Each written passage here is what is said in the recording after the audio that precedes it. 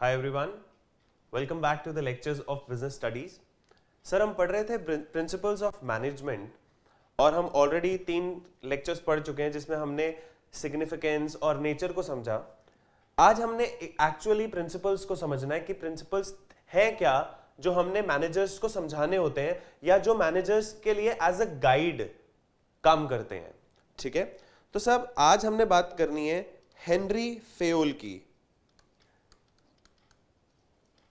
Henry Fayol is also known as the father of general management. ठीक है जी, समझेंगे। सब ये बॉर्न हुए थे, he was born on July 29th July 1841 in Istanbul, Turkey.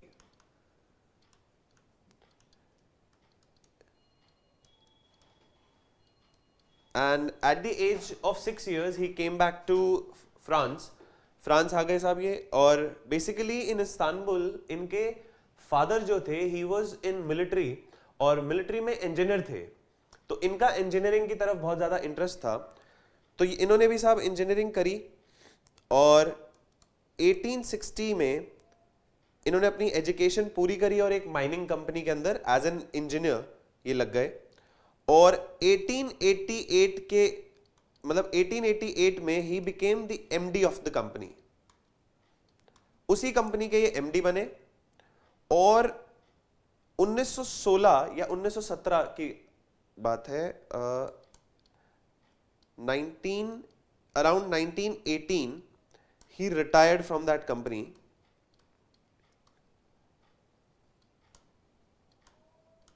और साहब इसी से कुछ 2 साल पहले इन 1916 इन्होंने दिए 14 प्रिंसिपल्स ऑफ मैनेजमेंट। इन्होंने अपनी एक बुक लॉन्च करी and the book was in French. 1916 में इनकी बुक आई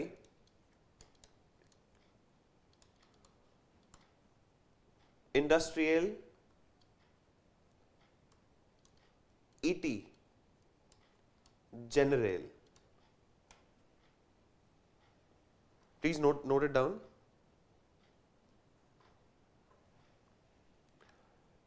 1949 में इस किताब का इंग्लिश वर्जन आया, जिसकी वजह से इनको आज फादर ऑफ जनरल मैनेजमेंट बोला जाता है।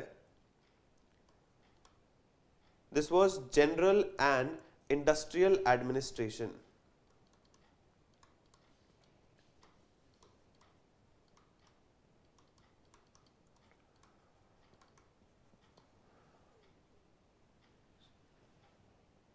ठीक है जी, तो आज हमने ये रिस्पेक्टिव 14 प्रिंसिपल्स को पढ़ना है, शुरू करना है। बेसिकली आज तो नहीं हो पाएंगे खत्म, काफी सारे हैं। एग्जाम पॉइंट ऑफ व्यू से सर ये 14 के 14 प्रिंसिपल्स बहुत ज्यादा इंपॉर्टेंट है और बहुत ज्यादा पूछे गए हैं एग्जाम के अंदर। टू द पॉइंट, सीधा ही सीधा कि साहब ये वाला प्रिंसिपल मेरे को बता दो। What do you mean by division of work, what do you mean by division of unity of command, unity of direction. ठीक है, इस तरीके से चले सर आगे। अब इन 14 प्रिंसिपल्स को लिखना कैसे हम ये समझते हैं। तो इन प्रिंसिपल्स को याद करने के लिए we will prepare a mnemonic. So first write down the heading Henry Fayol's principles of management.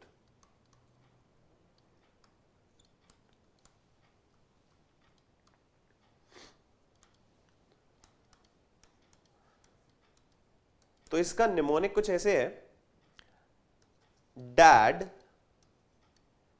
You see USSR question mark. यानी कि एक बच्चा अपने फादर से पूछता है dad you see USSR question mark, then उसके पापा उसको जवाब देते हैं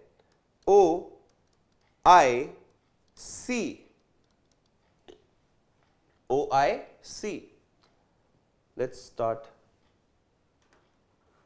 What does D means? DAD. D stands for division of work. A stands for authority and responsibility.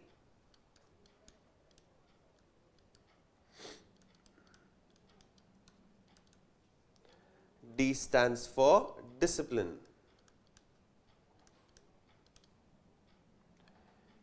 U stands for unity of command.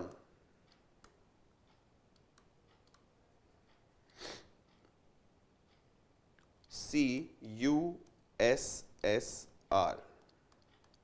C is centralization and decentralization.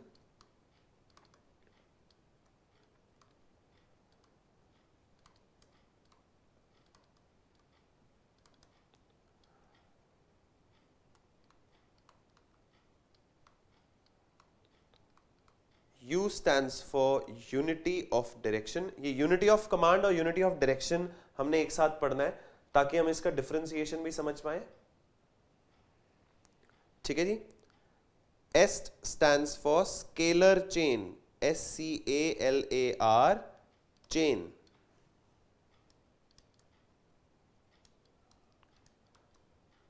Next, S stands for stability of tenure. Stability of tenure. And R stands for remuneration. Salary जो भी देते हो.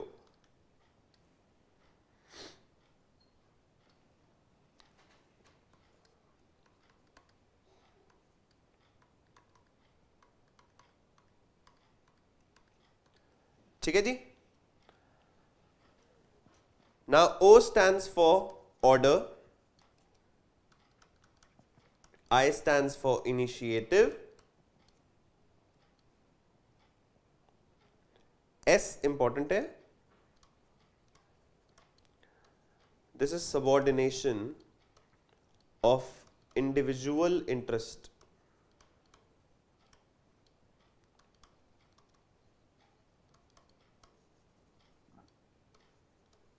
Over general interest. ठीक है जी.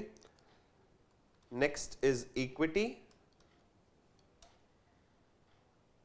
And the last is esprit de corps. Basically it's a Latin phrase और हम इसका मतलब समझेंगे. Please note it down ताकि हम अपना पहला principle start करें which is division of work.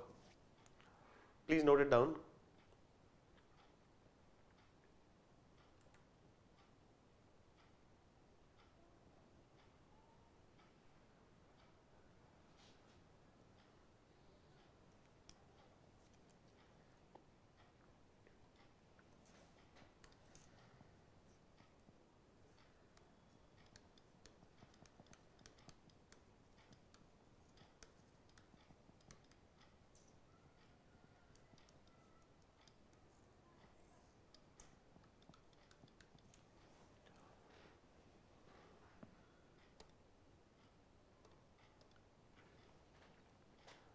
साहब डिवीजन ऑफ वर्क के बारे में काफी कुछ हमने लास्ट लेक्चर में भी समझा था. क्या मतलब होता है डिवीजन ऑफ वर्क का? कि जितने आपके टास्क हैं जो कंपैटिबल हैं, एक दूसरे से रिलेटेड हैं, उनको एक ही जॉब बना दो. अपने पूरे के पूरे काम को छोटे छोटे टुकड़ों में बांटो और जो कंपैटिबल टास्क हैं उसको एक टास्क बना के एक आदमी को दे दो. फिर दूसरा ग्रुप जो होगा वो दूसरे आदमी को दे दो. तीसरा ग्रुप ऑफ एक्टिविटीज तीसरे आदमी को दे दो. यानी कि काम के अगर आप टुकड़े कर दोगे तो उससे स्पेशलाइजेशन हो जाती है उन पर्टिकुलर एक्टिविटीज और टास्क में उन लोगों की जो उसको रेगुलरली कॉन्टिन्यूअसली काफी लंबे समय तक कर रहे हैं. ठीक है, लिखना शुरू करेंगे डिवीजन ऑफ वर्क के बारे में. Division of work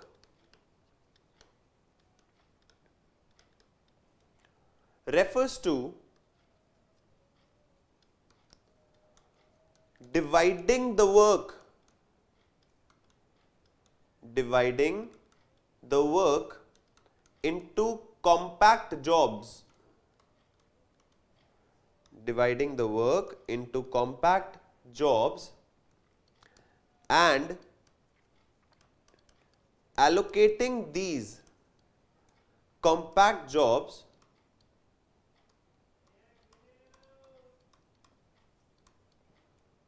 to different individuals.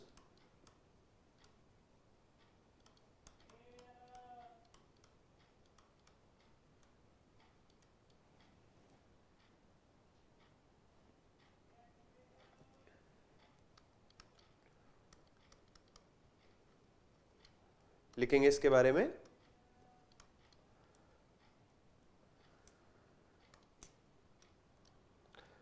Fayol recommended that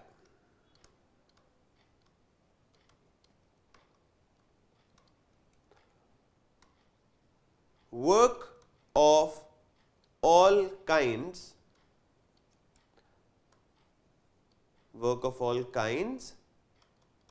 must be divided. Work of all kinds must be divided. Just a second.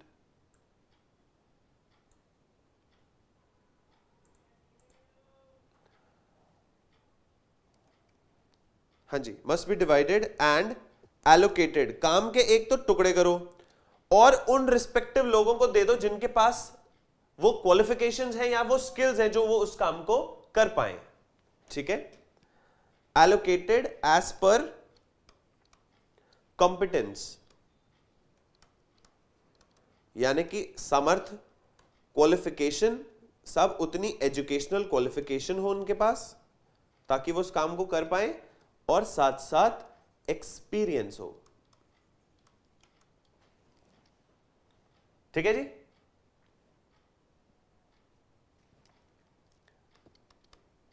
The intent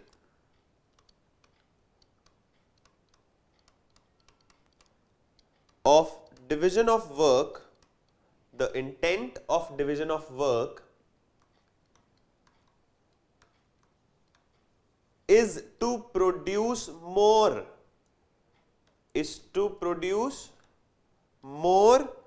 and better work for the same effort. यानी कि जितना effort पहले होता था, जितने लोग पहले लगते थे, जितने घंटे पहले लगते थे, अभी भी इनपुट उतना ही हो रहा है लेकिन उतने ही एफर्ट से आउटपुट ज्यादा निकले. ये अल्टीमेट ऑब्जेक्टिव है डिवीजन ऑफ वर्क का. ठीक है.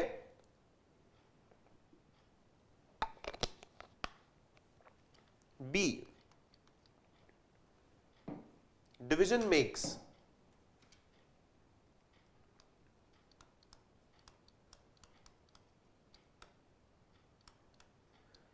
each task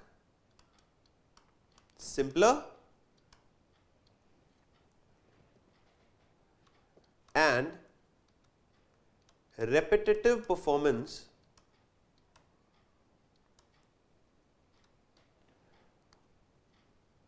helps in gaining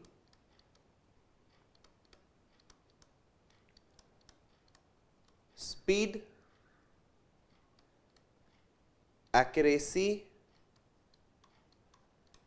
and specialization. Speed, accuracy and specialization.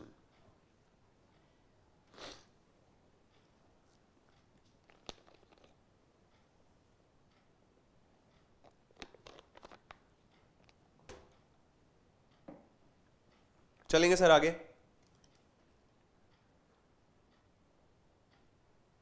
This principle applies to both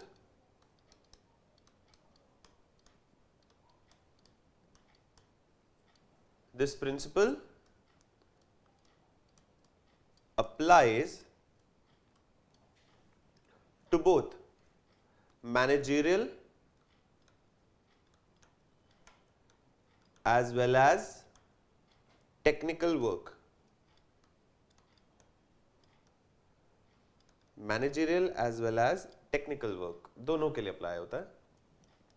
साहब इसी को हम अगर कंपनी पर्सपेक्टिव से देखें तो उसको हम डिपार्टमेंटलाइजेशन बोलते हैं, कि हर कंपनी के अंदर डिफरेंट डिपार्टमेंट्स बना दिए जाते हैं कि फाइनेंस का काम ये करेगा, मार्केटिंग का ये करेगा, सेल का ये करेगा, परचेज का ये करेगा, प्रोडक्शन का ये करेगा। ये क्या है? डिवीजन ऑफ वर्क, ताकि एक आदमी एक ही तरीके का काम कर रहा है और उसकी उस पर्टिकुलर काम के अंदर स्पेशलाइजेशन हो जाए। ठीक है, लिखेंगे departmentalisation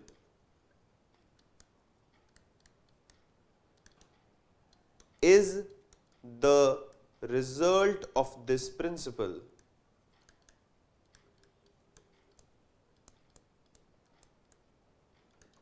Departmentalization is the result of this principle. A big company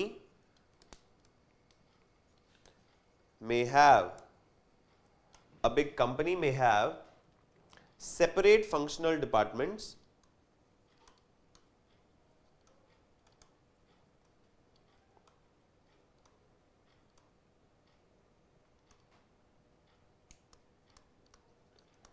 such as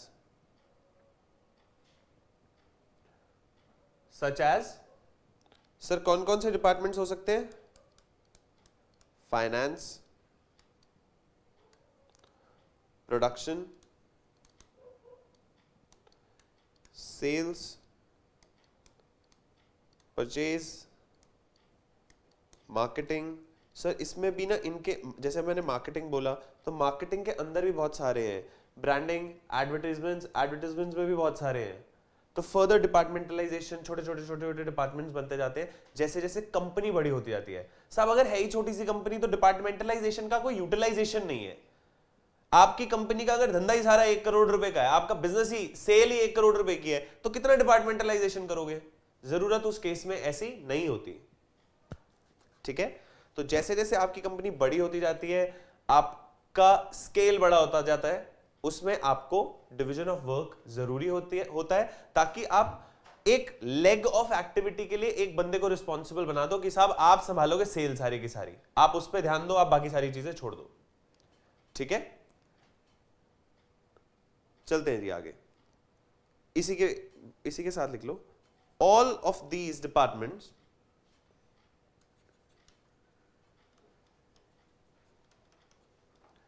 are headed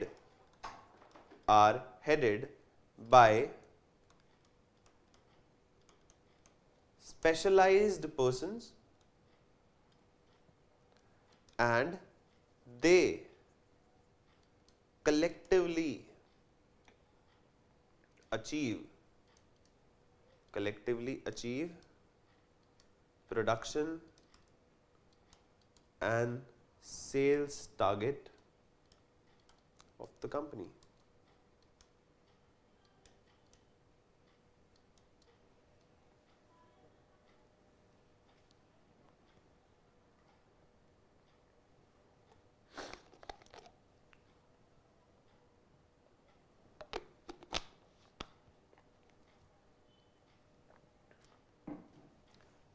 फिर है साहब इसके एडवांटेजेस।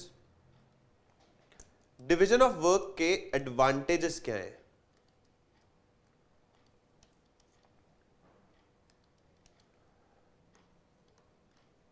लीड्स टू स्पेशलाइजेशन, ये हमने अभी अभी बात करी साहब कि एक आदमी अगर एक ही काम लंबे समय तक करता रहे तो उसकी एक्सपर्टीज हो जाती है उस काम में और वो स्पेशलाइज हो जाता है उस काम के लिए। ठीक है,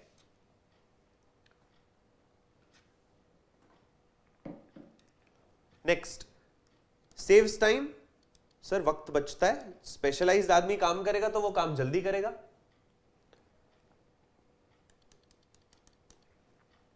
सिंप्लीफाइज वर्क,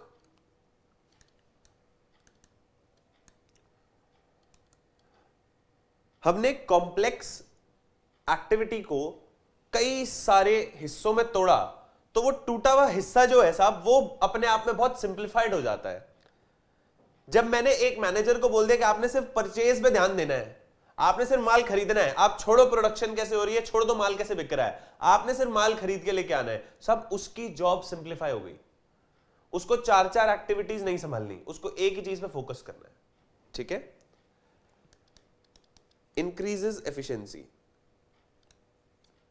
अब ये सारे एडवांटेजेस इंटर रिलेटेड है, क्योंकि स्पेशलाइजेशन होती है इसलिए एफिशिएंसी बढ़ जाती है, एफिशिएंसी बढ़ जाती है इसलिए वक्त बचता है। स्पेशलाइजेशन क्यों हो पाती है? क्योंकि सिंप्लीफाई हो जाता है वर्क। ठीक है, अगर आपसे यह पूछ लिया जाए डिवीजन ऑफ वर्क ना होने के नुकसान क्या है, सब इन्हीं को उल्टा लिख दो कि साहब स्पेशलाइजेशन नहीं हो पाती, वक्त नहीं बच पाता, सिंप्लीफाई काम नहीं हो पाता और एफिशिएंसी घटी रहती है।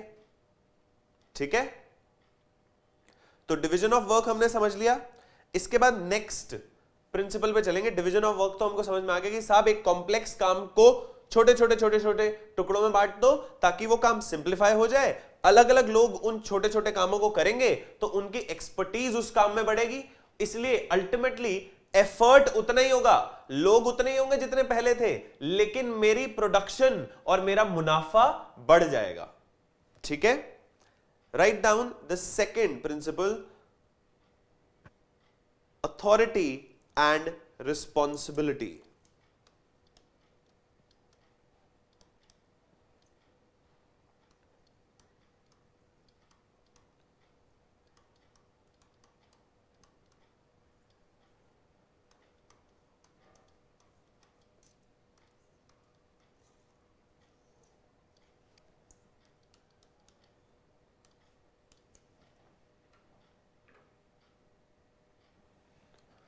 सब अथॉरिटी क्या होती है? अथॉरिटी होती है अधिकार। अरे हिंदी लिखवाओगे?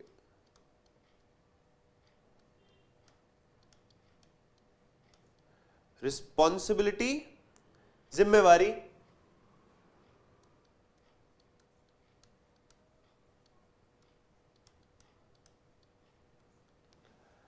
अब these two features go hand in hand, यानी कि आपको बैलेंस बना के रखना होता है इन दोनों का। यानी कि मैनेजर को अधिकार भी देना है और अधिकार के साथ जिम्मेदारी भी देनी है, और दोनों प्रोपोर्शनल इक्वली बराबर होने चाहिए। ठीक है, समझते हैं साहब, लिखेंगे इसके बारे में। What do we mean by authority and what do we mean by responsibility. Point A, authority is the right to give orders to subordinates.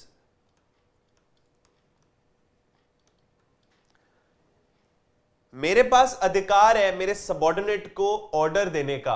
I have a right to order my subordinate कि भाई ये काम करना है आपको, ये काम करना है आपको, ये काम करना है आपको। ये मेरे पास अथॉरिटी अगर नहीं होगी तो मैं उससे काम कैसे कराऊंगा? मैनेजर एक्चुअली काम करता थोड़ी है, वो तो एम्प्लॉय से काम कराता है, तो उसके पास वो अथॉरिटी होनी चाहिए कि वो किसी को डायरेक्शन दे पाए। ठीक है, पॉइंट बी, रिस्पॉन्सिबिलिटी। अब अगर एक मैनेजर है, उसको अधिकार दे दिया गया कि काम आपने कराना है, अब जवाबदेही किसकी है? मैनेजर क्या बोलेगा? कल को मैनेजर ये बोल सकता है अपने बॉस को कि भैया इसने काम नहीं किया। काम कराने की जिम्मेवारी किसकी है? पहले तो ये बताओ। उसकी काम करने की जिम्मेवारी है, मान गए,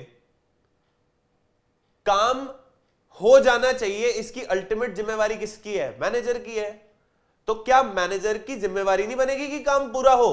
भले वो काम एक्चुअली एग्जीक्यूट वो नहीं कर रहा, लेकिन अल्टीमेटली उस काम की रिस्पॉन्सिबिलिटी तो उसकी है, क्योंकि अथॉरिटी पूरी दे रखी है आपको। अंत में आप हाथ थोड़े खड़े कर दोगे कि मैंने तो काम किया नहीं साहब, इनसे बात कर लो, ये काम कर रहे थे, इन्होंने काम पूरा ही नहीं किया, तो साहब ये तो गलत है।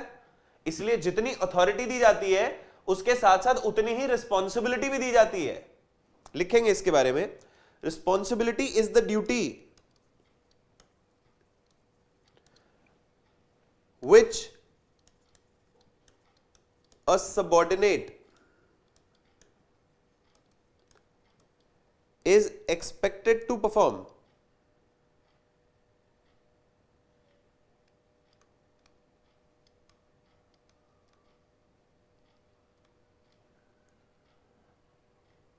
by virtue of his position in the organisation. अब यहां पर सबऑर्डिनेट मैनेजर है, ठीक है।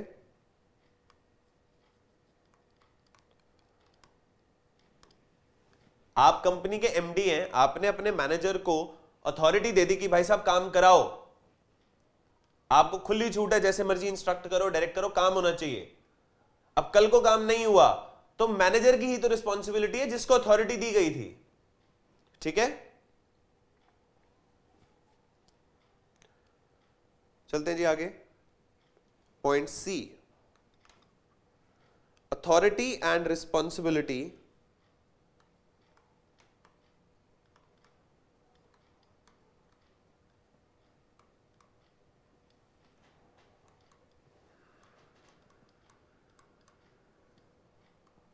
गो हैंड इन हैंड। यही हम बात कर रहे हैं कि साहब एक बैलेंस होना जरूरी है दोनों का।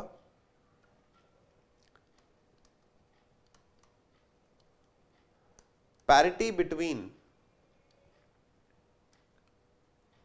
Authority and responsibility helps in meeting responsibilities on time and prevents misuse of authority।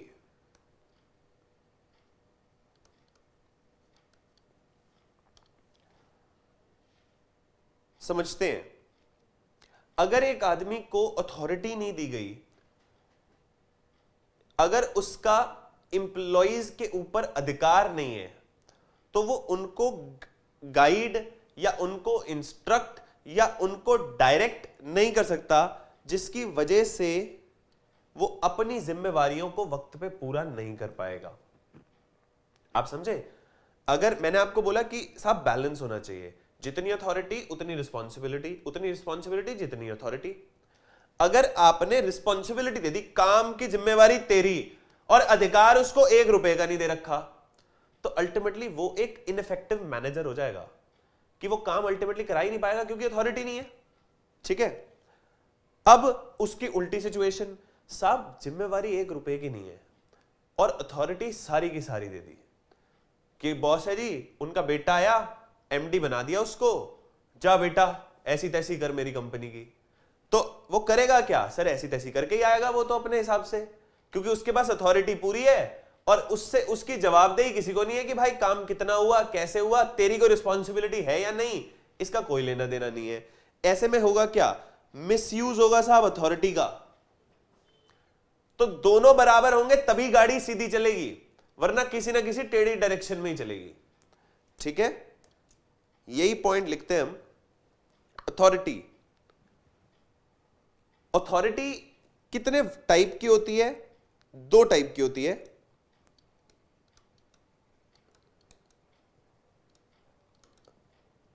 पहला ऑफिशियल अथॉरिटी, दूसरा पर्सनल अथॉरिटी। मैनेजर की अपने एम्प्लॉइज पर दोनों तरीके की अथॉरिटी होती है।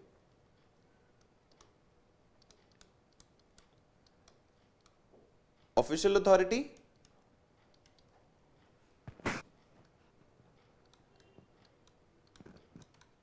which is the authority to command,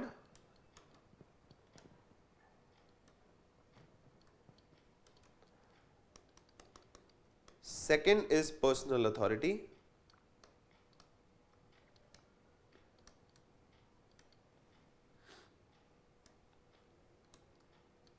which is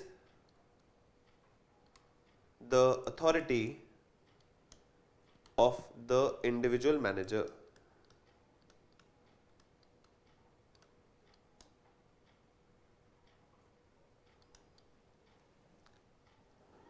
इसको ऐसे समझ सकते हैं, ऑफिशियल अथॉरिटी होती है सारे एम्प्लॉइज के पास। अगर आप कंपनी के एम्प्लॉय हैं, आपके पास ऑफिशियल अथॉरिटी है। जैसे कि आप कंपनी के प्रीमाइसेस के अंदर, आपके पास अथॉरिटी है, कंपनी के प्रीमाइसेस के अंदर आप आ सकते हैं। तो आपको आईडी कार्ड इसीलिए दिया जाता है। आईडी कार्ड क्यों है साहब? I am authorised to come into the factory, I am authorised to get into the office. ठीक है, ये होती है official authority. Personal authority is authority to direct someone. मैं किसी को बोल सकता हूं कि ये काम कर, वो मेरी पर्सनल अथॉरिटी है। तो कई बारी जब हम सीनियर हो जाते हैं, सीनियर होने का मतलब क्या है साहब? बिना जूनियर के आप सीनियर हो ही नहीं सकते। सीनियर होने का मतलब है कि आपको एक टीम प्रोवाइड कर दी जाती है कि ये लोग हैं, ये आपके अंडर काम करेंगे, आप इनको जो बोलेंगे ये वो करेंगे। तो आपकी उन लोगों पर, अपने सबऑर्डिनेट्स पर पर्सनल अथॉरिटी है। ठीक है, दो तरीके की अथॉरिटी, एक ऑफिशियल अथॉरिटी जो हर एक के पास होती है। ठीक है, उसका लेवल ऑफ एक्सेस कितना है वो मैटर करता है। जैसे जैसे आप सीनियर होते जाते हैं वैसे वैसे आपका एक्सेस बढ़ता जाता है। फॉर एग्जांपल ऐसा हो सकता है कि साहब एक बोर्ड रूम है, तो बोर्ड रूम के अंदर सिर्फ एक डायरेक्टर को एक्सेस है, नॉर्मल एम्प्लॉय को एक्सेस नहीं है। तो लेवल ऑफ एक्सेस मैटर कर सकता है ऑफिशियल अथॉरिटी का। ठीक है, पर्सनल अथॉरिटी तो होती ही सीनियर्स के पास है। जैसे जैसे आप सीनियर होते जाओगे आपकी पर्सनल अथॉरिटी बढ़ती जाएगी, क्योंकि आपके नीचे लोग बढ़ते जाएंगे। ठीक है, ई point.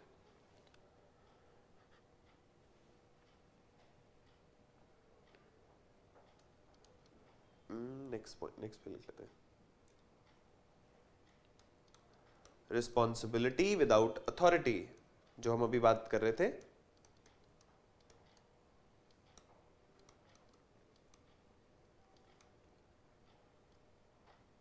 Responsibility without authority will result in an ineffective employee.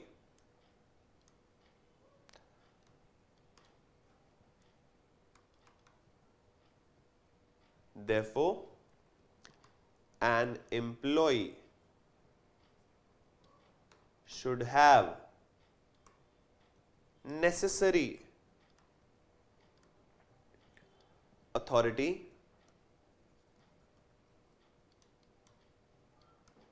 to carry out his responsibility.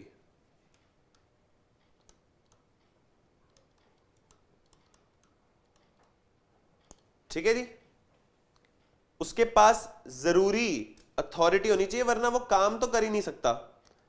आपने बोला जी एक वर्कर को कि आपको मैन्युफैक्चरिंग करनी है, अब उसको स्टोर रूम का एक्सेस तो देना पड़ेगा ना।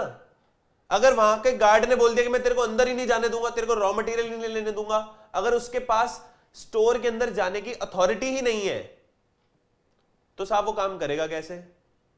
ठीक है, तो एक एम्प्लॉय को अपने रिस्पॉन्सिबिलिटीज को फुलफिल करने के लिए जितनी अथॉरिटी की जरूरत है उतनी अथॉरिटी उसको देनी चाहिए, तभी वो काम इफेक्टिवली कर पाएगा। अब ये सिचुएशन क्या है? रिस्पॉन्सिबिलिटी दे दी, अथॉरिटी नहीं दी। तो अब हम दूसरा केस कौन सा करेंगे? Authority without responsibility.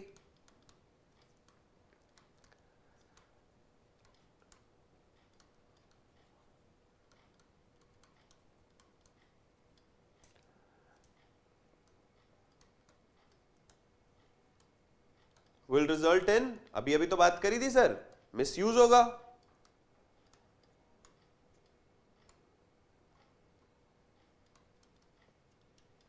Authority without responsibility will result in misuse of authority.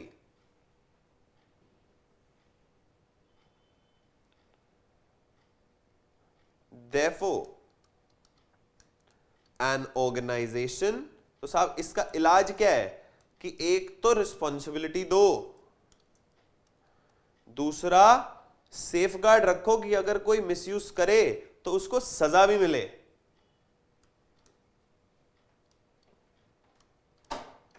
Organization should build safeguards against abuse of managerial power. Abuse of managerial power.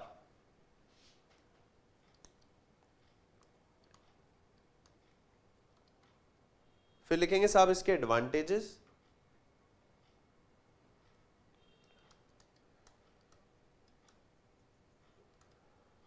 prevents misuse of authority,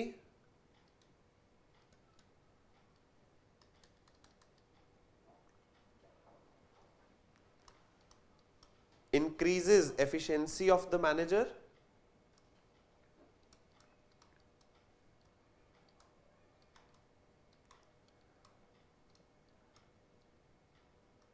manager लिख लो या employ लिख लो, सब वो time से काम कर पाता है। Next is helps in fixing responsibility, helps in fixing responsibility.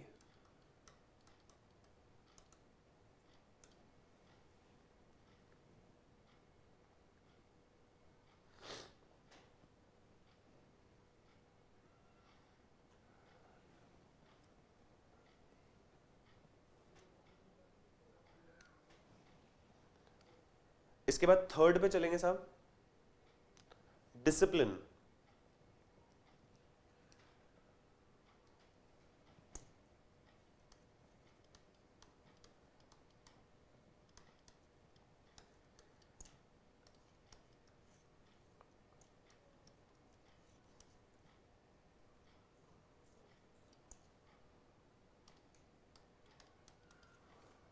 ठीक है जी साहब, डिसिप्लिन क्या होता है?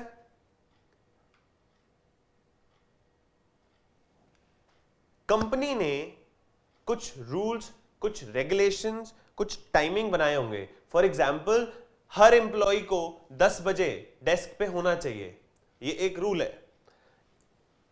हर एम्प्लॉय का आईडी कार्ड लगा होना चाहिए।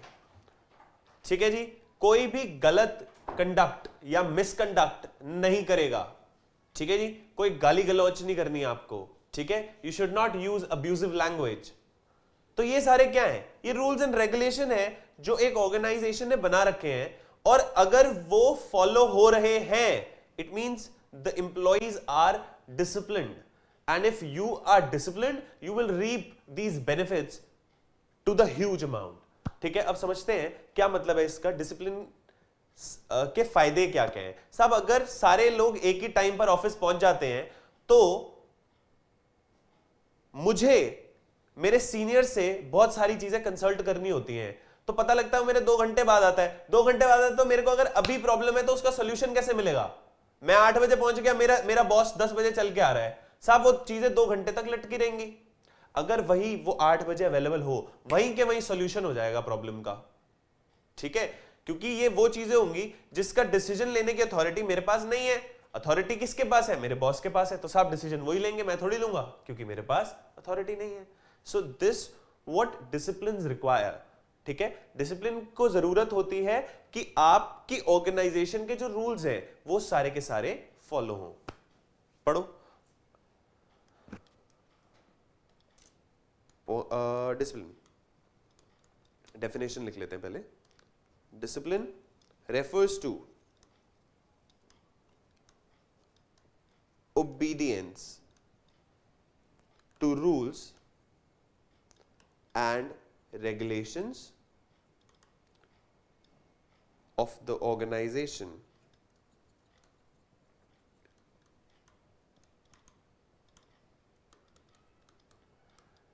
It is necessary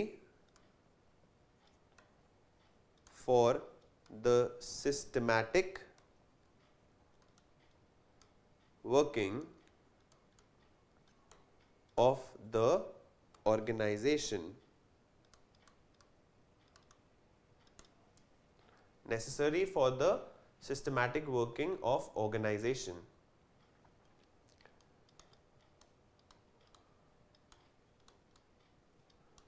According to Fayol,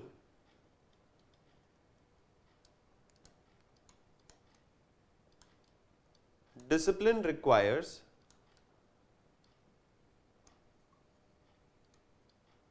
good supervisor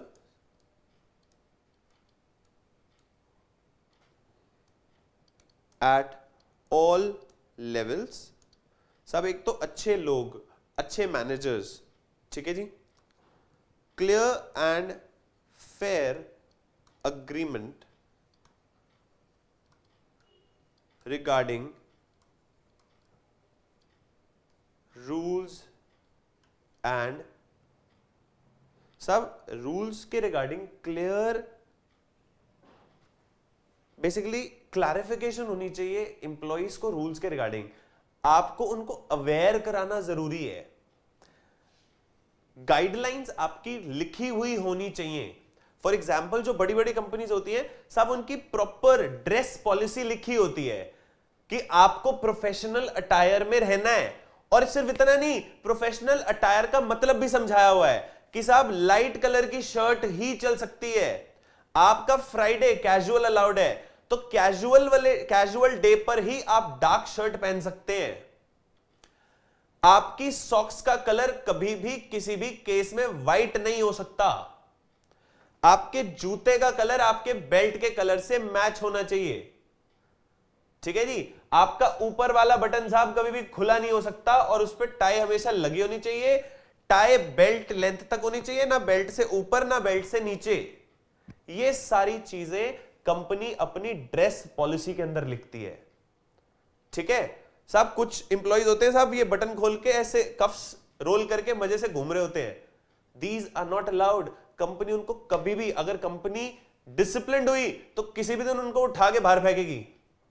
क्यों? क्योंकि वो कंपनी की ड्रेस पॉलिसी को फॉलो नहीं करते. और वो प्रूफ कैसे करोगे साहब कि कंपनी की ड्रेस पॉलिसी क्या है? वो अपना पूरा का पूरा डॉक्यूमेंट निकाल के दे देंगे. साहब ये देखो, जिस दिन आपने ज्वाइन किया था हमने ये आपको मेल पे भेजी थी, पूरी की पूरी ड्रेस पॉलिसी कि आपको फॉलो क्या क्या करना है. ठीक है. हाँ जी, कहां थे हम? Clear and fair agreement regarding rules and judicious application of penalty. साहब सजा भी मिलनी चाहिए फिर जो उन रूल्स को फॉलो ना करे, क्योंकि अगर एक आदमी को सजा मिलेगी बाकी सारे सीधे हो जाएंगे अपने आप. ठीक है. B, discipline is must for all enterprises at all the levels.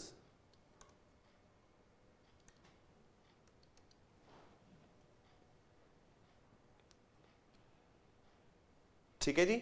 उसके बाद है एडवांटेजेस.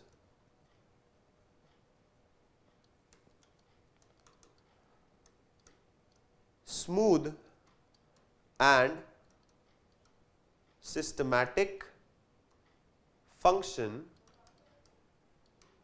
of business,